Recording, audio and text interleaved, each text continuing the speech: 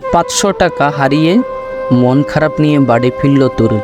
কিছুতেই মনের অস্থিরতা কাটছেই না। ছটফট করতে দেখে বাবা বললেন, কি হয়েছে, এত অস্থির হয়ে আছো কেন? বাবা, 500 টাকা হারিয়ে ফেলেছি। রাস্তায় বোধহয় কোথাও পড়ে গেছে, টের পাইনি। বার্গার খাওয়ার জন্য রেখেছিলাম।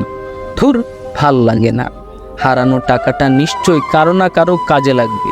মন খারাপ করো না, এই দুনিয়ায় কোনো কিছুই আমাদের না। বাবার কথায় তরুণ কিছুটা স্বস্তি পেল।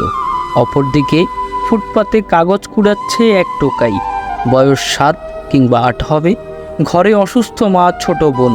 সারাদিন কেটেছে অনাহারে। একটা মুড়ির ঠোঙ্গা তুলতেই দেখলো নিচে পড়ে আছে চকচকে 500 টাকার একটি নোট। আনন্দে চোখ চকচক করে উঠল।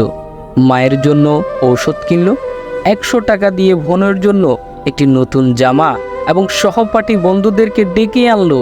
পেঁয়াজ, তেল, চানাচুর দিয়ে আয়োজন করে আজ পেট ভরে সবাই মুড়ি খাবে।